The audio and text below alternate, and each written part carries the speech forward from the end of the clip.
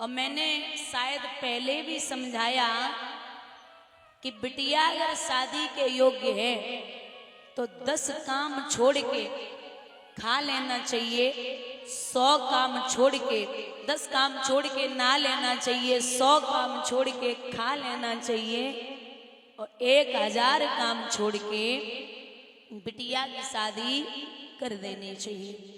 शर्त एक है कि बेटी अगर अच्छे पद चिन्हों पर चल रही है, आपको लगता है कि बेटी गलत नहीं जा रही तो आप ठहर जाइए, लेकिन कहीं भी आपको एक बार बेटी के प्रति उल्हाना मिल जाए तो आप बिटिया के हाथ पीले कर दो। ये आपके लिए भी अच्छा और बेटी के लिए भी अच्छा है। बोलिए गोविंद भगवान की।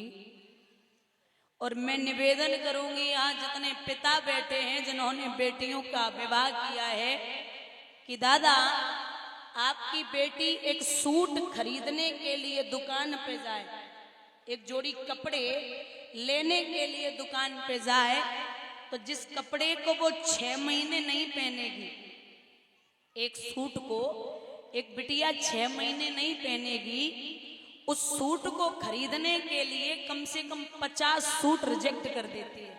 बोले ये भी पसंद नहीं, ये भी नहीं चाहिए, ये भी नहीं चाहिए। जो 2000 का सूट या 3000 का या 5000 का सूट खरीदने के लिए 50-100 सूट निकलवा के रिजेक्ट कर दे, तो सोच लो जो उसे 6 महीने पहनना है उसके लिए इतना बड़ा काम करती है, और जिस लड़के के साथ उसे जिंदगी काटनी है तो आप बहुत सोच समझ के लड़का चुनना, क्योंकि बेटी उस घर में जीवन पर्यंत तक रहेगी। बहुत सोच समझ के कदम उठाना। जरूरी नहीं कि हाथ में महंगा सा फोन, गले में मोटी सी चेन, 4-6 गाड़ी आगे पीछे, तो बहुत ही ज्यादा संस्कारी है। माताओं अपने अपने पतियों से कहना कि जब मेरी बेटी के लिए लड़का देखने जाओ तो द्वारे पे कार न खड़ी हो तो चलेगा, लेकिन लड़के के अंदर अगर संस्कार नहीं हुए तो मेरी बेटी का जीवन बर्बाद हो जाएगा। अगर उसके अंदर अकल होगी ना, संस्कार होंगे और कमाने वाला होगा, अच्छे रास्ते पे चलने वाला होगा, तो ऐसी कार वो द्वारे पर 100 खड़ी कर देगा। आप लड़का देखने जा रहे हो और गांव वाले कह दें कि भैया बहुत बढ़िया है, खाते पीते हैं, परीक्षित है, गांव वाले कह रहे हैं कि बहुत बढ़िया है, खाते पीते हैं, तो समझ लेना परिवार बढ़िया मिल गया। और वही गांव वाले कह दें कि बहुत बढ़िया है, पीते खाते हैं, बात एक ही है। अगर पीने खाने की बात आ जाए तो समझ लेना पीने वाले मिल गए। खाते पीते तो परिवार अच्छा, और पीते खाते तो पीने वाले हैं। यहां रुक्मणी ने छुपा छुपी का खेल खेलना शुरू किया, तो सहेलियां बोलती कि खेल में आनंद नहीं आवे, तो रुक्मणी बोली आली, ये तो मैंने माना दीदी और सुंदरता भरपूर है, और ये तो महिमा राम की जमे, हमारा क्या कसूर है।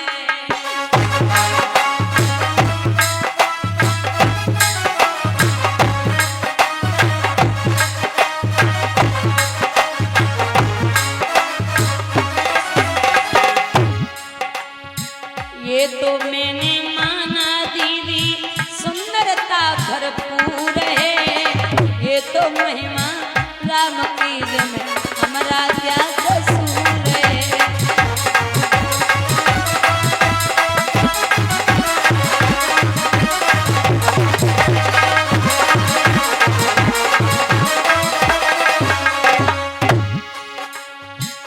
समय पे दुर्जन संग, समय सत संग करावे, समय बढ़ावे रोग, समय धनवान बनावे।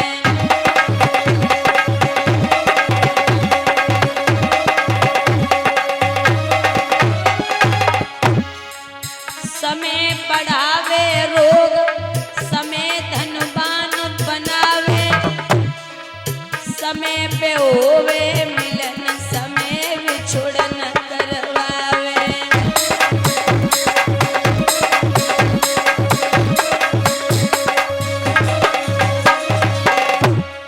ए भैया एक दिन रावण ने 10 दिशा जीत लई, एक दिन शीशब के कटिए रन में, एक दिन अर्जुन ने महाभारत जीत लो, एक दिन गोपिका लूटी भीलन ने।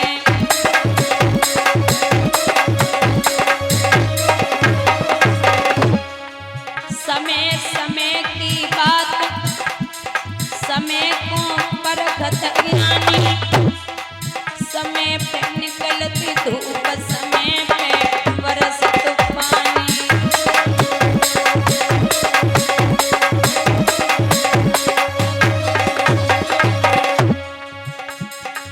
दुश्मन मिले सवेरे सवेरे, मतलबी यार ना मिले। औरत गोरी होए चाहे काली, करकसा नारी ना मिले।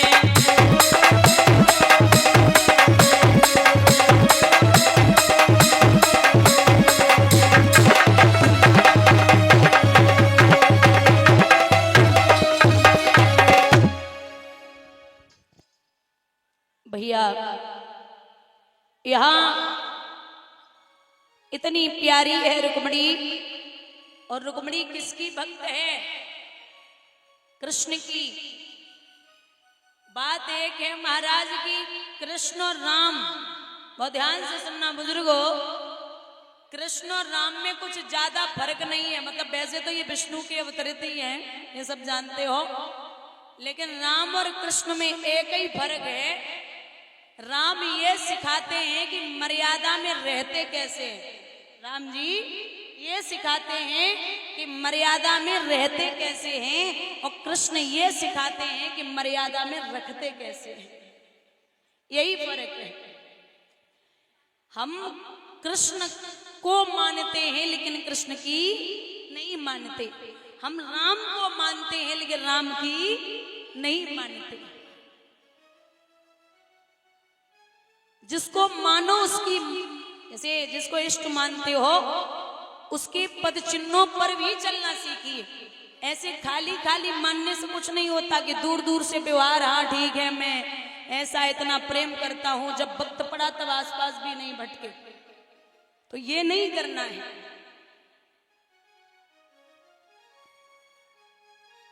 हम कृष्ण उसे कहते हैं जो 100 गालियां सुनने के बाद भी चुप रहे, उसे हम कृष्ण कहते हैं। जिसकी एक भ्रकुटी से ब्रह्मांड हिल जाए, ब्रह्मांड समाप्त हो जाए, जो भ्रकुटी टेढ़ी कर ले और वो 100 गालियां सुनने के बाद चुप है, वही उसे कृष्ण कह सकते हैं। और जिसकी उपाधि, जिसको दुनिया ब्रह्म मानती है, जो द्वारिका का राजा बना बैठा, उसके मित्र सुदामा जैसे हैं, उसे हम कृष्ण कहते हैं। और जिसकी एक सुदर्शन चक्र से पूरी दुनिया हिल जाए, जिसके हाथ में सुदर्शन चक्र है, वो समाप्त दुनिया को रखने की सामर्थ्य रखता है, उसके होठों पे बंसी है, उसे हम कृष्ण कहते हैं। और जो सब कुछ है, जिसके एक इशारे से दुनिया नाच जाए, वो पांडवों के राजस्व यज्ञ में झूठे बर्तन और संतोर्ग ब्राह्मणों के चरण बंधन कर रहा है, चरण धुल रहा है, झूठे बर्तन उठा रहा है, उसे हम कृष्ण कहते हैं। रुक्मिणी कृष्ण की भक्त है। और दादा कृष्ण और राम में जैसे सूरदास जी हैं कृष्ण के भक्त, और बाबा तुलसीदास जी हैं राम के भक्त। तुलसी बाबा हमेशा कहते थे कि वो चोर है, वो चोर की पूजा मत करो, लेकिन वो नहीं मानते थे। एक दिन सूरदास चिढ़ गए। माताओं ध्यान से सुनना, एक बार सूरदास जी चिढ़ गए, बोले तुम्हारा रोज रोज का हो गया। अरे भाई चोर बता रहे हो, हमारे ब्रह्म को तुम चोर बताए रहे, तो आज एक काम करो, तराजू मंगाओ बड़ी सी, और बड़ी सी तराजू में हम अपने कृष्ण को लेके बैठे, तुम राम को लेके बैठो, और जौन सो पलड़ा भारी निकले आज से उसी की पूजा होगी। वो ठीक है। अब तराजू मंगाई गई, बस तराजू में सूरदास जी जो एक पलड़ा में बैठे और इतनी कह के बैठे